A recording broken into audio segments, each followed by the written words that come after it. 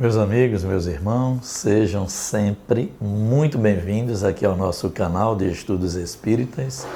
Vamos pedir a Deus, que nos encha o coração de paz, de luz, de entendimento e que nosso dia seja muito harmonioso.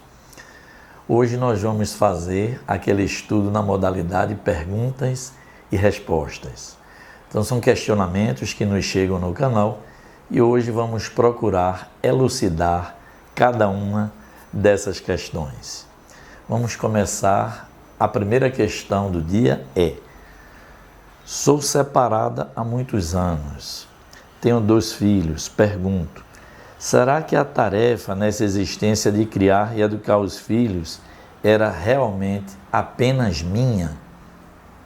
É o questionamento que uma irmã faz aqui em nosso canal.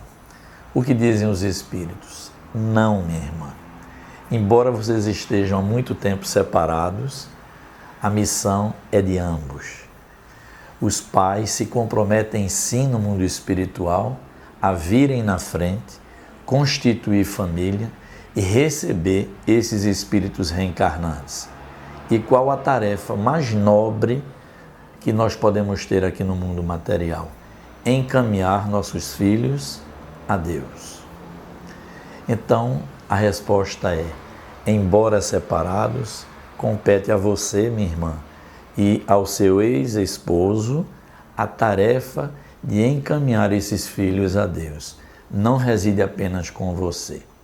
Então, aos pais caberá essa nobre missão e serão mais adiante, sim, cobrados pela justiça divina do que fizeram com esses filhos. Então, a doutrina espírita compreende que muitas vezes o casal opta por separar-se, não é? É uma questão de entendimento entre eles, mas os filhos precisam da atenção de um e de outro. Não é tarefa apenas de uma parte. Assim, espero ter elucidado essa questão que a irmã nos trouxe dentro do nosso canal. A questão número 2 diz assim: ao acordar, senti um cheiro de álcool muito forte no corredor do meu apartamento. Quando entrei no quarto do meu filho mais velho, ela tem 2 filhos, tá certo? E que nem havia dormido em casa, percebi que dentro do quarto o cheiro era muito forte e é de lá que partia. Fiquei muito impressionada. Fui para a cozinha e lá fiz muitas preces, pedindo ajuda, e o cheiro de álcool sumiu completamente do meu ambiente familiar. Pergunto, o que houve? Que fenômeno foi esse? Nós já tomamos notícia de que esse filho mais velho, ele está sofrendo uma perseguição, uma influência espiritual constante, o que caracteriza, gente, um processo de obsessão. Pois bem, aí a irmã pergunta no nosso canal, o que foi que aconteceu ali? O que acontece é que um desses espíritos que vem o perseguindo, o influenciando espiritualmente, estava assim no seu ambiente doméstico, dentro daquele quarto, e esse espírito, ainda ligado à questão dos vícios, principalmente do alcoolismo, ele então tinha a proposta de influenciar aquele filho mais velho também no campo dos vícios. Então ele deixa naquele ambiente do quarto, ele irradia para aquele ambiente as suas vibrações, as suas emanações vibratórias ainda da viciação. Por isso que essa pessoa chega no quarto e encontra aquele cheiro de álcool tão intenso. Isso nós já estudamos aqui no canal, de que os espíritos, mesmo desencarnados, eles conseguem irradiar na matéria a sua faixa vibratória. E aí, a oração dessa mãe, associado com o amparo dos bons amigos espirituais, dos benfeitores, foi suficiente para acolher esse espírito que está ali em desequilíbrio e conduzi-lo para fora do ambiente familiar, possivelmente para alguma colônia de repouso, de atendimento e de tratamento, porque esse espírito, a rigor, também, embora esteja na condição de um perseguidor, é um espírito também muito necessitado. Então a oração, com o amparo dos benfeitores, saneou aquele ambiente onde havia um espírito em completo desajuste e desequilíbrio, trazendo ao ambiente familiar essas emanações que estavam dentro do seu apartamento. É isso, gente. O Evangelho, a prece, tudo isso nos protege e saneia o nosso ambiente familiar. Vamos para a terceira questão dessa manhã. Os espíritos influenciam em nossos pensamentos e ações aqui na matéria? Essa foi uma questão que foi encaminhada para o nosso canal e que ela praticamente reproduz a questão 459 do Livro dos Espíritos, feita por Allan Kardec ao Espírito de Verdade. Os espíritos influenciam em nossos pensamentos e nas nossas consequentes ações. É uma questão muito importante para o nosso estudo na doutrina espírita. A resposta é: influenciam mais do que imaginais. Na prática, são eles que vos dirigem. Essa afirmativa, gente, é de uma repercussão filosófica muito profunda. Porque, embora nós tenhamos o nosso livre-arbítrio, nós estamos constantemente, como diz também Kardec na Revista Espírita em 1859, em torno de nós há toda uma população de espíritos e que a natureza da influência que nós vamos receber está a depender da natureza desses espíritos. Então nós já estudamos pela doutrina que nós atraímos aquilo que nós vibramos. É assim que nós vamos elegendo as nossas companhias espirituais no ambiente familiar, onde quer que a gente esteja, na empresa, enfim. Nós vamos atraindo as companhias que desejamos de acordo com aquilo que nós pensamos e vibramos. Então a resposta dos espíritos é muito clara. Dizem que os espíritos desencarnados nos influenciam muito mais do que a gente imagina e nós já estudamos.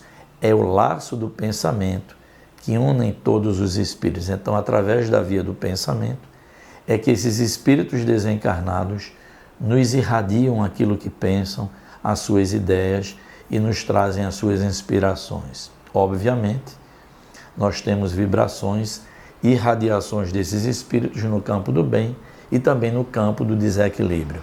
Cabe a nós, pelo livre-arbítrio, escolher qual caminho desejamos trilhar.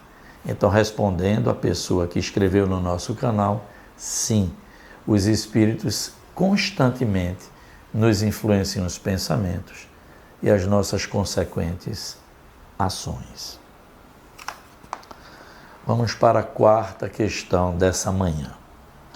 Robson, qual a maneira mais eficaz de evitarmos a influência dos maus espíritos? A resposta não é minha, gente, é dos próprios espíritos superiores. Deseja evitar a influência dos maus? Aproxime a sua natureza dos bons. E na prática, gente, como é que a gente faz isso? Mudando nossa conduta, sendo gentil com as pessoas, tendo compreensão, nos pautando pela honestidade, sabendo perdoar as ofensas. Tudo isso, gente, na prática, é estarmos aproximando a nossa natureza dos bons. O que é que acontece? Nós, então, nos distanciamos das faixas vibratórias mais baixas e deixamos naturalmente de sermos alvo dos espíritos ainda na faixa da dor, do sofrimento e do desequilíbrio. Porque não existem espíritos maus. Todos os espíritos foram criados por Deus, simples e ignorantes, mas jamais na faixa do mal. O mal não é de origem divina, é de origem humana. Então, se nós queremos evitar a influência dos maus, tanto encarnados quanto desencarnados, é importante que a gente aproxime a nossa natureza dos bons. Nós já entendemos, gente, que tudo é faixa de sintonia. Se nós queremos nos distanciar dessas baixas sintonias, é preciso elevar o nosso padrão vibratório, e isso se faz dia a dia. Não é algo que você, de segunda para terça-feira, melhore. Não, passo a passo, nós vamos mudando a nossa conduta, vamos nos aperfeiçoando espiritualmente, e aí, como nós falávamos há pouco, naturalmente, nós deixamos de ser alvo e passamos a usufruir de uma faixa vibratória mais tranquila, mais feliz e mais harmônica também. Vamos então para a nossa quinta questão da manhã, para a conclusão do nosso estudo. A quinta questão diz assim: existe valia em orar pelos mortos? Essa é uma questão que eu tenho certeza que nós vamos aqui responder para muita gente. O que é que nós aprendemos na doutrina espírita? Que a partida dos nossos entes queridos, sobretudo, é um até breve. Não é? É um até breve, não é um adeus para sempre, de forma nenhuma. E nós aprendemos também pela doutrina espírita, não é?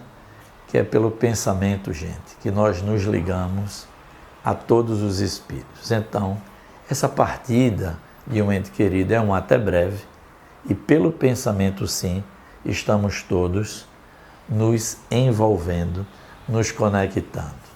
Então, veja o que dizem os espíritos acerca desse questionamento. Tem valia orar pelos mortos? Veja o que dizem os espíritos superiores. A oração pelos que partiram é verdadeiro bálsamo para seus corações, que do lado de lá também sofrem pelo temporário afastamento dos corações afins, e ao receberem nossas orações, se fortalecem e se resignam pelo imperativo das leis divinas que os fez retornar antes que seus familiares. Então, a resposta não podia ser, gente, mais clara do que essa. A nossa oração percorre o universo e alcança os corações daqueles queridos que nos antecederam na grande viagem. E torna-se para eles um bálsamo, porque é errôneo a gente pensar que quem fica na matéria fica com muita saudade e que lá eles já não sentem sim. Também alguns ficam até irresignados por esse temporário afastamento, e quando nossas orações chegam até eles, o bálsamo se estabelece, eles também entram em momento de paz, e muitas vezes, com as nossas orações, eles passam a resignar-se diante dos imperativos das leis de Deus, que fez com que, uma vez terminada a sua etapa na matéria, precisasse retornar ao mundo espiritual. Então, concluindo e respondendo a essa pessoa que mandou o questionamento, sim, meu irmão ou minha irmã, é importantíssimo que nós continuemos, sim, orando por essas pessoas que partiram antes de nós, para que essa paz que na hora da oração se estabelece em nós, também se estabeleça nos nossos entes queridos. Então, gente, aqui nós vamos concluindo nosso estudo de hoje de perguntas e respostas, desejando em Deus, não é? Que essas reflexões possam trazer cada dia mais luz e mais entendimento a todos que participam aqui conosco nas elucidações do nosso canal. Se gostaram do estudo, por favor, deixem seu like, divulguem bastante, né? Peçam às pessoas que se inscrevam aqui no nosso canal e, Deus permitindo, estaremos juntos aqui no próximo sábado. Muita paz, luz e progresso espiritual a todos.